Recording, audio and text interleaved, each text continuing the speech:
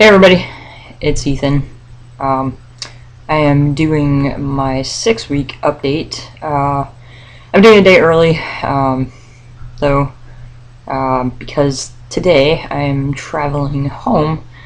So I'll be there sometime tomorrow afternoon, but I don't really want to try and make a video jet-lagged and at home. So I figured I'd do it now. And I didn't update last week because I put out my month video last Monday, so I figured there wasn't much by Friday to update on. So anyway, and there's still not too much to update on right now, but I'll just do one. 6 weeks sounds like a big mark. I don't know why. It just does. So yeah, I don't know how I'm going to do these from now on. I don't think every week is necessary. There's not enough to really see a change. Unless something crazy happens, but maybe every 2 weeks or just at the month mark. I don't know. I'll figure it out. It's going to be a little sporadic anyway next month, because next month's just going to be busy for me, I think. So anyway, to the update. So changes, really not much. Hair. I don't know why hair has to be the first change, but I hear it in a lot of other guys' videos, but yeah, hair is the most consistent change since I started that I've noticed. I've noticed more hair on my legs and stuff, which is funny because I already had long hair. Like, I hadn't been shaving for a few months, and then I actually did shave in February, but since February I hadn't shaved when I started T, and I already had pretty decent hair. But I can see the new hair because it's like shorter, and so when I really pay attention or look at my legs, I'm like, oh, there's the new hairs popping up, and I think I feel it. Like it gets, I don't know, it gets itchy. I think it kind of felt like that earlier this week, so I don't know. Anyway, yeah, hair on my legs is definitely coming in, and then, and this is scary, hair on my stomach. That is not an attractive hair growth quality. I don't know. I'm not sure I'm a fan of it. But yeah, I've noticed like a lot of little hairs popping up all over my stomach. So if that means I'm gonna be a hairy person, I'm a little scared. Yeah, whatever, I guess. You don't get to choose your changes, so hairy stomach. Hopefully it doesn't get too bad. No chest hair though, just fine. I don't know where I really want that right now either. You know, maybe when I get top surgery. I don't know. Anyway, traveling upwards, again, the facial hair is coming in. The chin is still about the same, maybe a couple extra hairs sprouted up this week, I feel like. But yeah, I pretty much, after a day, I can feel the stubble underneath, so yeah, I'm really starting to have to shave a little bit more. Even my upper lip, like, and it's funny because it only comes in like here to here, and like there's this patch in the middle where nothing is really growing. So that would be strange if I grew it out, but you could definitely start to tell after about a day or two. After about 2 days, I would say you could start to tell that I could shave.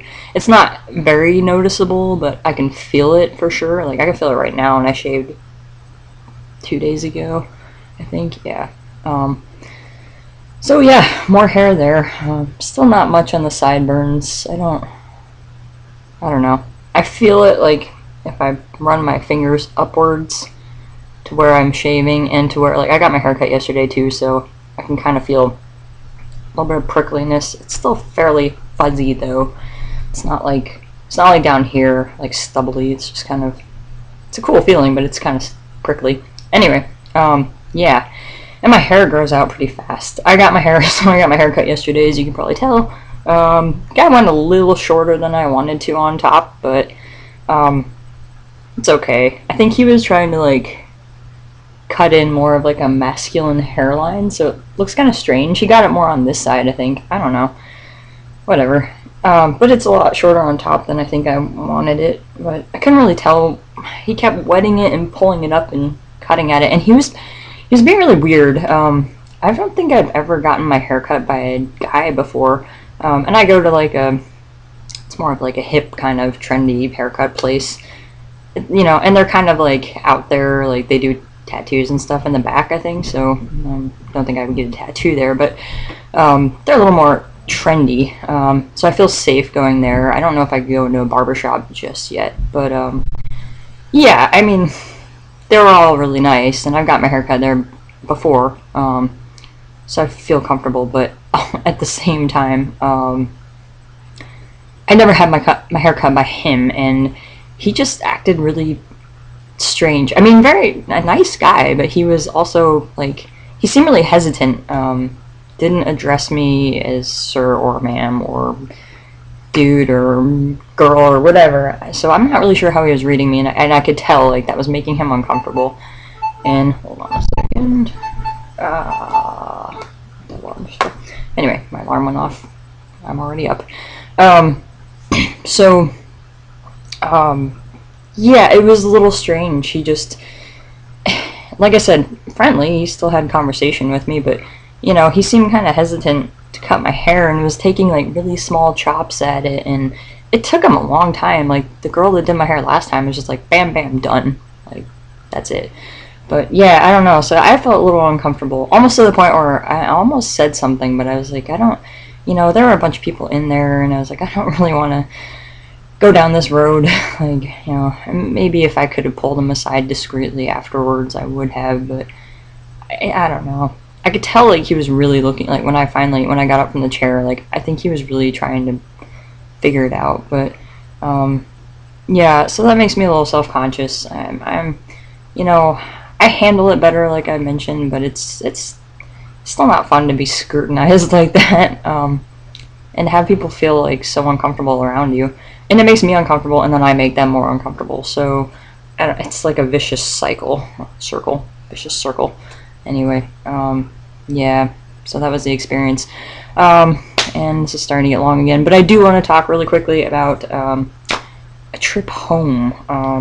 Oh, well, one more change, I guess, is I can see, again, with the strength gains, and this is cool, I like this, but I can start to see some of the veins in my arms a little better, like they're sticking out a little bit better, which is cool. I don't think I can capture that on camera, but that's kind of neat. I like that. I mean, I don't know. It feels good. Anyway, really, again, that's about it for changes. I really don't think there's any change in my voice or anything. It's still kind of all over the place. Although I did notice last night I was laughing at something and I was squeaking a little bit. So, bring on the voice breaking and cracking. I don't know. Whatever. I guess I should embrace teenagehood here. It's kind of like being able to never grow up. But I'm growing up. It's just, I'm going backwards before I can go forwards. Anyway, back to the trip home. So yeah, so I'm going home today. I haven't been home in almost 2 years. It would have been 2 years in June. So yeah, it's been a little while.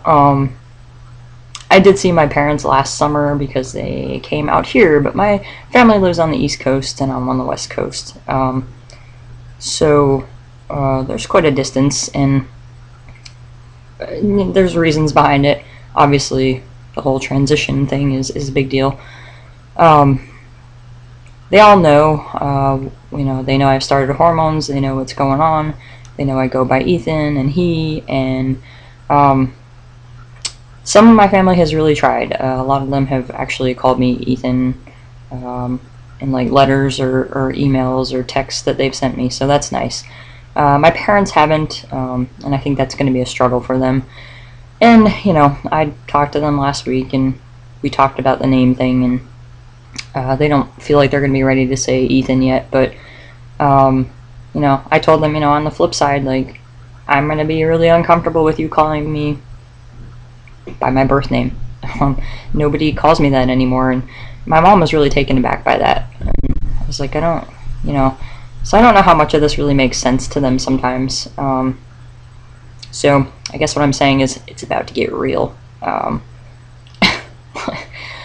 We'll see. I'm trying to keep an open mind, but I already want to be back here. I haven't even left yet, but yeah, I don't know. I'm already looking forward to coming back home. Here, home, my home. So yeah, I don't know, but I'm gonna keep an open mind, I guess. I am excited to see my sorry, my siblings. I haven't seen them in a long time, and it'll be nice to see them again. I have three, two brothers and a sister, so yeah, that'll be fun, I think, hopefully. I think, you know, and hopefully what I said to my parents was, you know, I'm hoping when you see me and you can see how I interact with you and how I am now, that this will kind of make more sense to you. I think it's hard for them to conceptualize it when they're not here. They don't see me every day, and they don't see me interact with people, and so it's probably hard to fathom. I guess I'm trying to put myself in their shoes, and, you know, I don't know, maybe I couldn't imagine my child changing like that, but, you know, I think I could, but also I have this experience, so obviously it would be easier for me to understand. So we'll see how it goes. I am excited to really screw with the TSA today. That's going to be fun. Not really. I'm being a little sarcastic there. Yeah, traveling is just... the idea of it makes me really uncomfortable right now. I mean, I'm trying to bring my tea with me. So I packed it like, you know, the TSA recommends how you pack medications, so it's coming on my carry-on. I'm not putting it in my bag. But yeah, I can't wait to explain that if it comes up. You know, I have the prescription label on it, but it has my birth name on it still because I haven't got my name changed, and also my ID card does too. I mean, my driver's license has, you know, and I have long hair in that picture. I mean, that was like 5 years ago. So, and when I do my name change and everything, obviously I'll update all of that, but yeah, for right now, that picture doesn't really look a whole lot like I do right now, so I can't wait. I don't know. Yeah, it's going to be a little difficult. I'm not so sure on this side of things. Like, I'm hoping the Northwest, you know, Seattle airport can handle it, but you never know. And it's also sad that, like, I'm planning bathroom trips for when I'm on the plane so I can use the actual plane bathroom. Like, who wants to use that? Like, nobody's ever been like, oh, let's wait till we get on the plane to go to the bathroom. I am. So, whatever. It's like, I would rather use a porta potty right now than a regular restroom, so that's a little uncomfortable.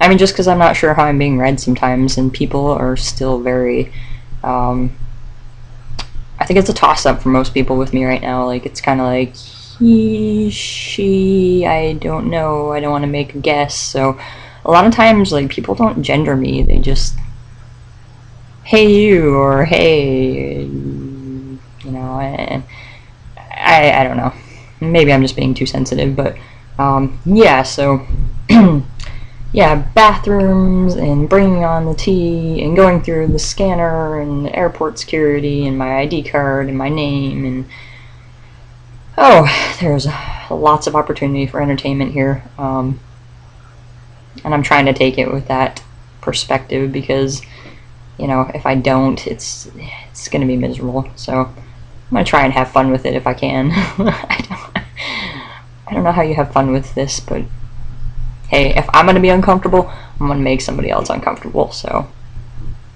whatever. Yeah, so that's pretty much it. I guess I'll let you guys know how the trip home goes when I come back. I'm going to be gone for about 10 days, so I will probably make an update in a couple weeks and yeah, update you on how this little trip went. Hopefully it goes well, but like I said, I already want to be back here, and that's probably not a great thing, but it is what it is. So yeah, that's it. Everybody take care. Good luck with everything going on in everybody else's lives. I'll talk to you guys soon.